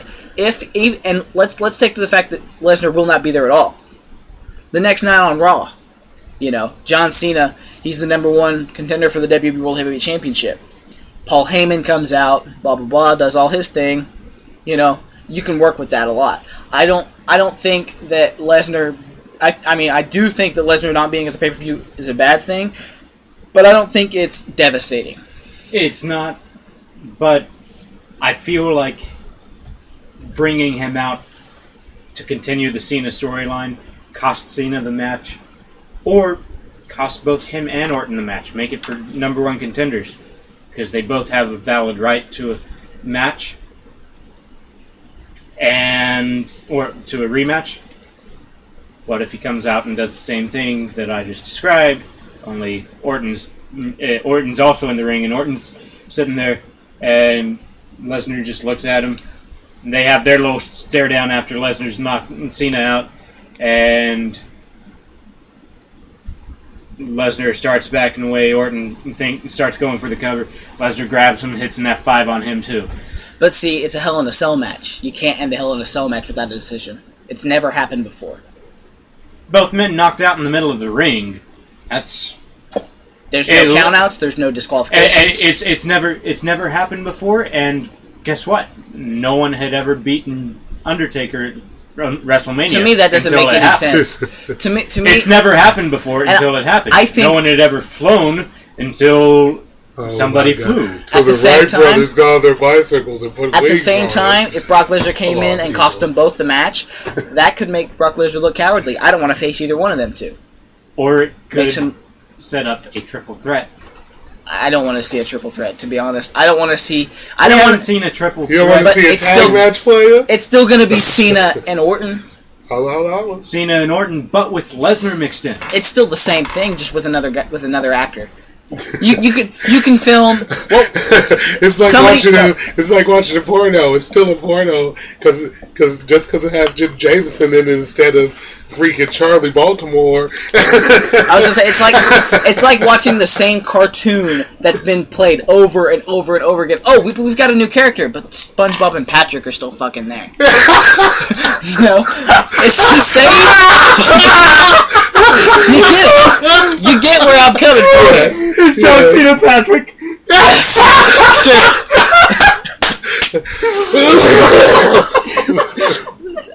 honestly just pulled that out of my ass right there. I just pulled that out of my ass right there. Oh, man. But you get my point. Yes. It's the same thing. You just added an extra character. That doesn't mix it up. That's just the same thing, just with some other dude in the background. But it's Brock Lesnar. He's Doesn't not matter. a background. He's not a background. Whoa! He's not a background player. It doesn't. To me, that doesn't matter. People are still gonna see. People are still gonna see it's Cena and Orton again. That sounds like the worst position to be in a war. All right, we're gonna put all the blacks on the ground here. South Park movie. I like it. All right. Oh, so, by the way, while we're still sort of on Ambrose, congratulations to Ambrose. It came out a few days ago. Did he come out he's gay? No. Oh, okay, yeah. That's No. Yeah. Ambrose is dating Renee Young. Oh, what the fuck? Nice. Oh, Roman Reigns gonna be all over that motherfucker. Ooh. No, he ain't. He calls her baby girl. He's gonna be pissed. No, he won't. Yeah, he will. Because this has been going on for a couple months now. Roman knew about it. Did he though? Did he? Dean and Roman let's travel together. Let's look at some of these past real life relationships around us. There was certain choir situations that you were around for, Mr. Doc, that would tell you that this is an untrue statement. Because somebody can be going with somebody for a very long time and nobody know about it. Hell, two of my friends got married. I had no fucking idea until fucking Friday. See? It's like, yeah, they got fucking married. They didn't invite me. Then I went to the courthouse. The fuck? I didn't even know they were wanting to get married at all. Yeah. But no, no, you know that as tight-knit as that group is. But still, okay, let's say this has been going on for several months. Ambrose walked around. This is Dean Ambrose, the titty master. The titty master, right? Master. You tell me you've seen those pictures. Oh my god. And there was a fan, they were still the Shield. The fan said Dean Titty Master Ambrose. It was a sign. And so there's been so many pictures. It's like, hey, it's okay. I'm here to master them titties. There's one with Roman Reigns and his daughter. It's like, now, when you turn 18, you are not allowed to see Uncle Dean ever again. Just little stuff like that. So this is the Titty Master. And Roman Reigns is calling his girlfriend, whose titties he's bastard, baby girl. I don't care who the fuck you are. You call my girlfriend baby girl? Somebody's dying that night. I'm a very jealous dude, though. Please, I mean, Dean Ambrose doesn't seem like he's like look at him. Look at his character. Look at his character. Yes. He's fucking insane. He's capable of what the fuck ever he wants. Yeah, but everything rolls off his fucking back. You can call him any name in the book. You can.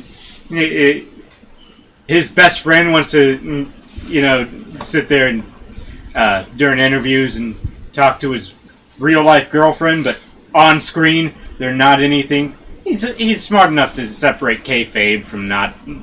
Either she's really good at acting, or she really does blush every fucking time that he says "baby girl." And if she really does blush every time, there's something going on. Maybe she's blushing because she's like, Dean's like standing right behind you. There's just like, no. Exactly, no. He's standing right behind you, right? Yeah. So what? I told him I was hitting that. We're passing it around like Jordan. You're going to Rusev next. Alright. But no, congrats to those two. Dean. Master them titties! No, Dean, take good care of that woman. You ain't gonna have a chance with her in a million years. And I don't even care. You take good care of that woman. I want to go to the wedding. I don't care if I have to be the ring bearer fish. Fish bearer. I'll bury it in my pebbles and it'll be safe. It'll be wet when you get back. It might have a little bit of algae on it, but hey, it's a memory. Hey, but so did your wife when you got it. Oh! Okay, with that, it is time for FishFood's Final Fight! We need to actually come up with a really cool thing that we can play every time that happens. Anyways, I decided, I don't really know, because we've been talking about the Royal Rumble quite a bit today, we're going to go with top 5 surprise Royal Rumble entrants. So, Indeed. you can't go first because we already know. So, which one? Which one of us wants to go first? Okay. Oh, you bastard. No, you're the bastard. Alright. So the Triple B lost our game, our very, very intense game of rock, paper, scissors. Went into 3 rounds. Yeah. 2 rounds, whatever. It went to 2 rounds. It went to overtime. B lost because he forgot that Rock doesn't beat Finn. Yeah, I do the same thing every time, you would think. Alright, so, your top 5. Number 5 would have to be Gold Dust. Yep. Because when he came back, motherfucker was like, oh, shit. Number 4. Oh, Cody's reaction. Number 4. Did that happen at the same one? I think it did. No, it didn't happen. Yes, it did. It happened at the same Royal Rumble because I was shocked because it was 2 of my favorite wrestlers coming in. But the Godfather and his hoes. Oh, yeah. But yeah, that was the same one, wasn't it? I don't even remember. Because Cody was still with Sandow? yeah. Yeah, that would have been the same one. Okay, yeah. Okay, but yeah. Freaking Godfather's number 4. Number 3. That's another tough one for me.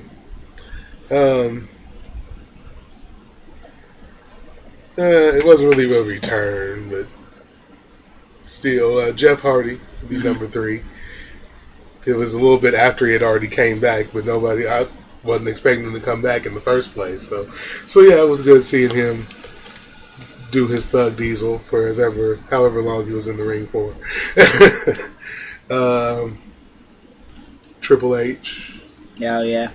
Number 2. Number 1. Oh man, right.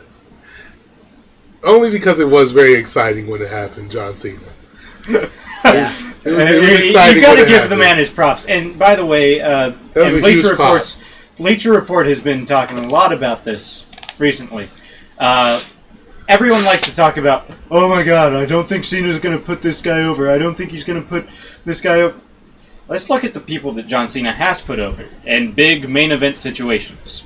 RVD, Bray Wyatt, Kind put of. over. Yeah, kind of on Bray Wyatt. We'll say There's an 1.5. asterisk. CM Punk, Daniel Bryan, Dean Ambrose now? Dean Ambrose. He's Brock Lesnar, kinda. So that's a full 5. Oh, he's put over Brock Lesnar. He put over the Shield as an entire unit. Over several different occasions. Yeah, it's you. Let's take a look. Let's take a look at the list of people he's buried.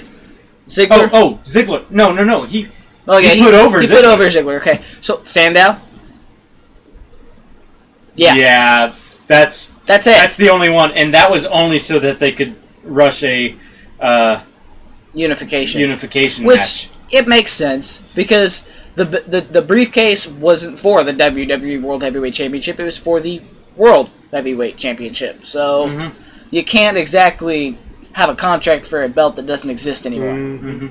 But it would have been the only contract that was still around when they unified it. So he could have tried, but it wouldn't have made any sense for him. Right. Yeah. Plus, it further weakened Cena's arm for his rematch with Del Rio.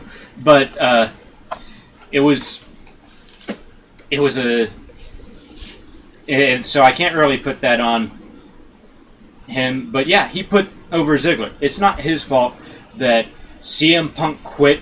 RVD got into legal issues right after Cena put him over.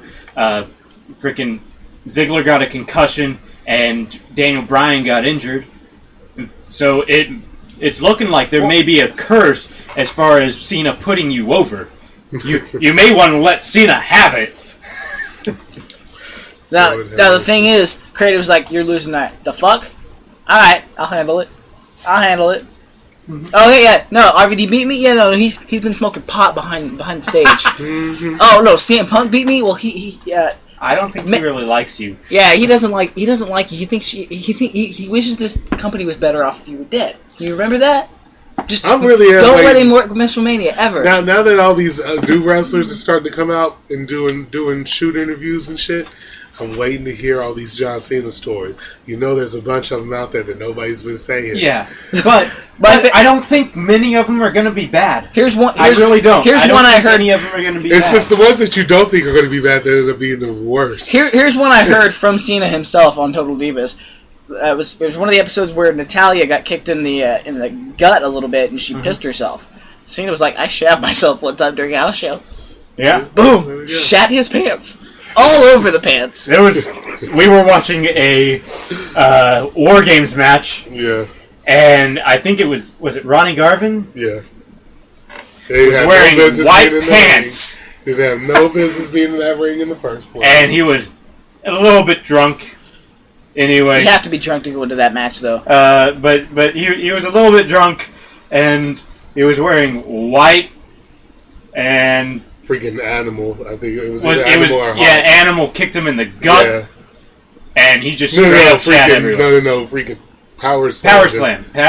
Oh, yeah. He hit his back. Literally slammed the shit out of him. Yeah, literally. He just shit everywhere. That was the funniest freaking story of that whole thing. Shit everywhere!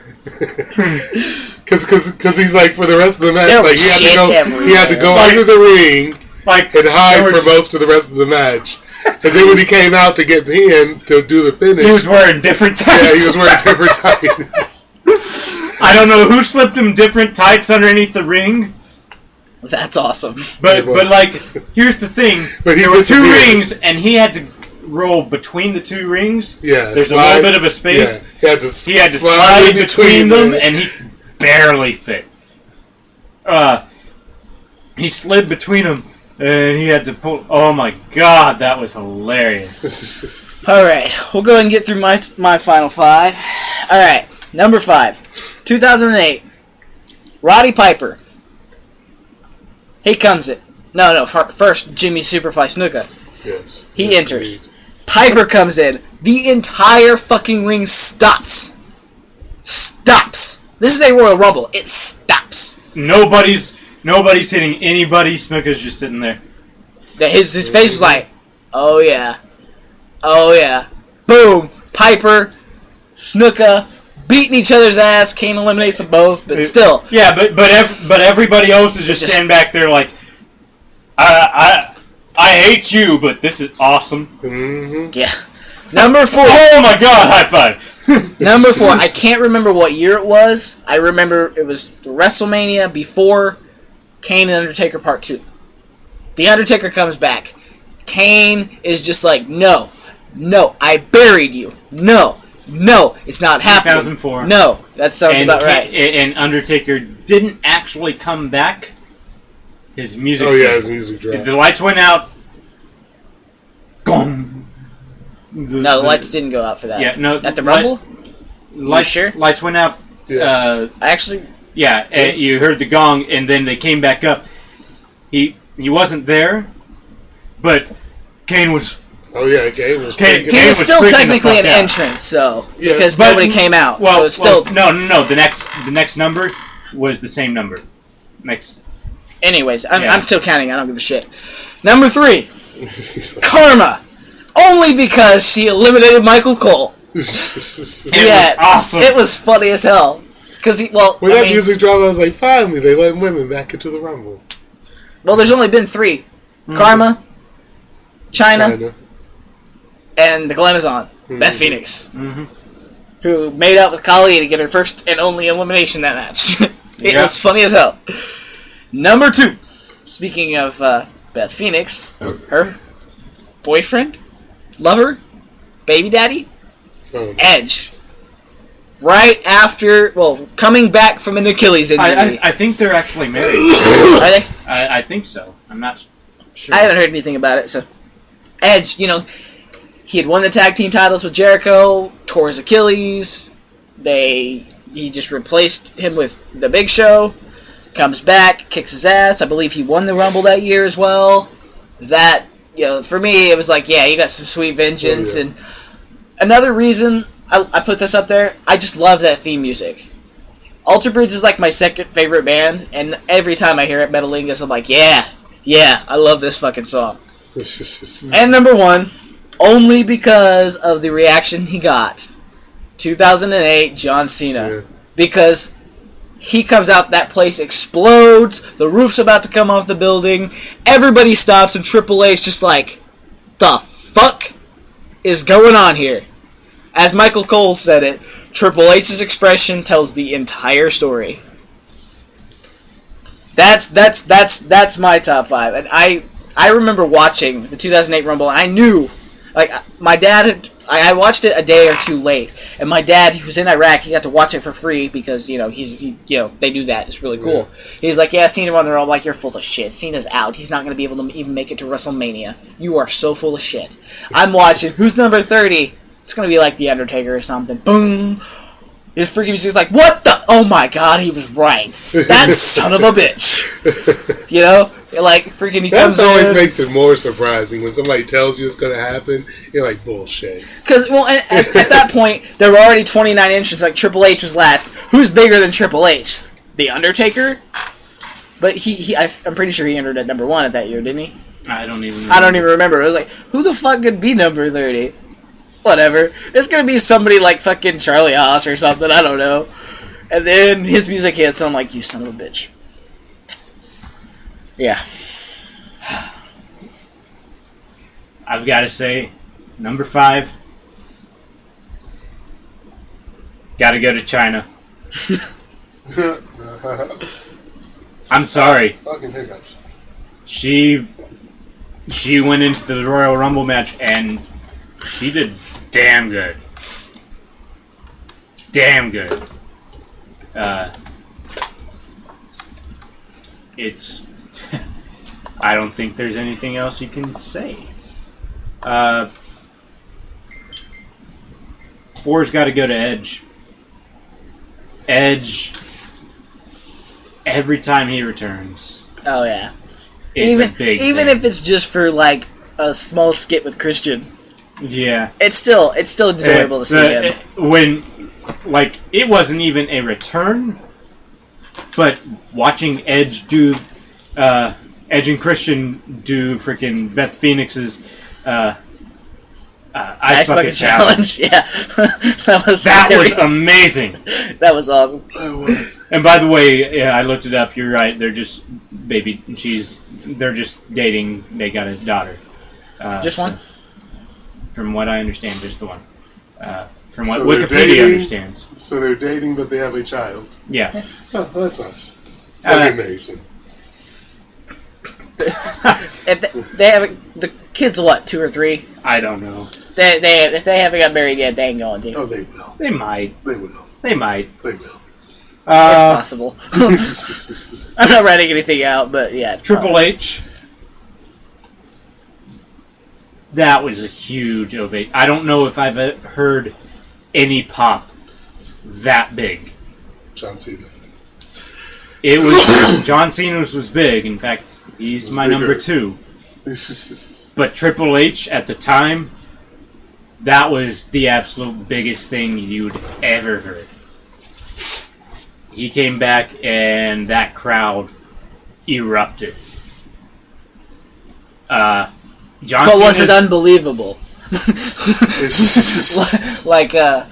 What was the other kid? The other guy, Joey Styles, I guess, was the commentator for ECW. Yeah. This is unbelievable. My god! John Cena was my number 2 because that was just a fun Royal Rumble. Oh yeah, you had Piper and Snuka. You had freaking Triple H, who wasn't supposed to be in it at all and got his spot at the very last minute. Umaga's tearing shit up. Bobby Lashley's tearing shit up. Everybody's tearing shit up. It started off with Michaels and The Undertaker. You know, that was a great Rumble. Probably one of my favorite Rumbles to rewatch every year. Mm-hmm. Everyone was just going ham. It was perfect. We had the perfect roster at that point. In my number 1 spot, could be a little bit controversial. Excuse me, I'm sorry. Big Daddy Cool Diesel. Which one? This year or the one before? The one where he came back during the 40-man. Okay. Where he came back as Diesel, not as Kevin Nash. Entry number 32, and I only know that because I watched a video about it earlier today because I was trying to get ideas. Where he enters and he slides that glove on. Mm-hmm. And everyone just sort of stopped there, too. Mm-hmm. And it was just one man who made everyone stop. Mm-hmm. They were like, the fuck? Kevin Nash. Oh my. Oh, Kelvin Nash. LOL. I thought he died. Love you, Punk. Punk gave some of the... And I'm going to give an honorable mention to whoever shows up this year. While we're on that subject, this year's Royal Rumble, it's going to be our second pay-per-view of the next season. That is where the big points are going to be made, too. Yeah. Because last year what we did, before we had the whole, seasonal thing. Before we had the show. And this year that it's a 40-man Rumble, we'll probably extend it a little bit. Basically, the top 5 finishers got points. 10 points to the winner, 8 to second place, third place got 6, and so on. Got a point for every elimination, and I think it was it. Yeah, you got points that way. You get three picks, and then you get a surprise entrant. If any of your picks finish in the top 5, you get the points for that, plus the points for the elimination. I ended up with 45 points that night, just from that match alone. So that is where the big points I ended up getting close to that. 42. It was only really, because you picked an entrant that didn't even make it. No, but it was... He picked Sting. I picked Sting, but Sting would be a good choice this year. Sting was in, it had just come out that Sting was on the phone with Triple H and was in the same city as the Rumble was taking place in. And so I was like CM Punk. I'm joking. Another honorable mention. This last year, Sheamus. Yep. Yeah. That was big because we all knew it was coming. We all knew Batista was coming in, and he was going to be making his return. But on Bleacher Report, it said he was coming back. It said because I ended up picking him. I was like, he's going to be coming back. But yeah, somebody picked RVD. And he didn't show up. But no, that was a big point match, and he finishes what, third? Yeah, third or fourth. That was one of my picks for a surprise entrance, and then I picked Kevin Nash to come back too, and I think instead of picking Sting as a surprise entrance, you picked Sting to win it. As one of the winners. Yeah, one of my 3 to win. But I picked Kevin Nash, and yeah, I thought we had more than 3. It was just 3.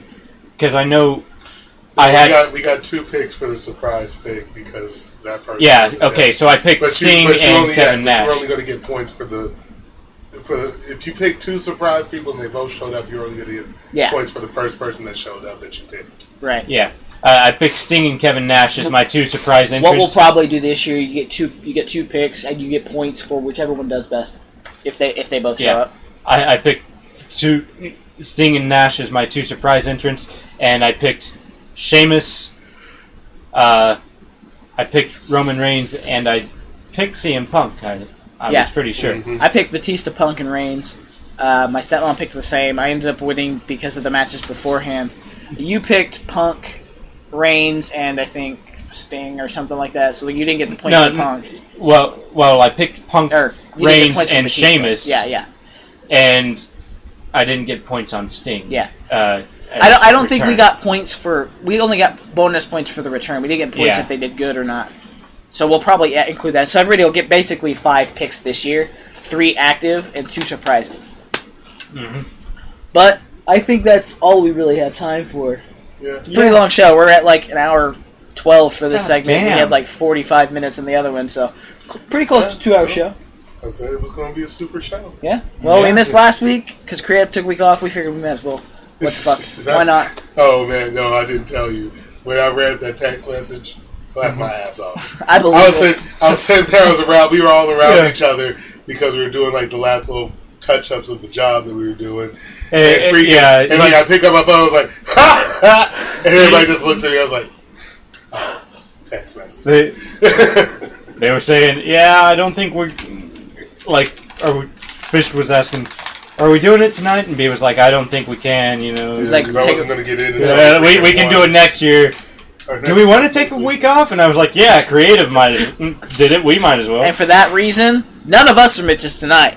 Creative, you a Mitch. You a Mitch. Yeah, you definitely a Mitch. Collective Mitch. Mm-hmm. So I'm FishFood. I'm Doc. Triple B. And this has been a Bottom of the Map production. Thank you for watching. We'll see you guys next week. Peace.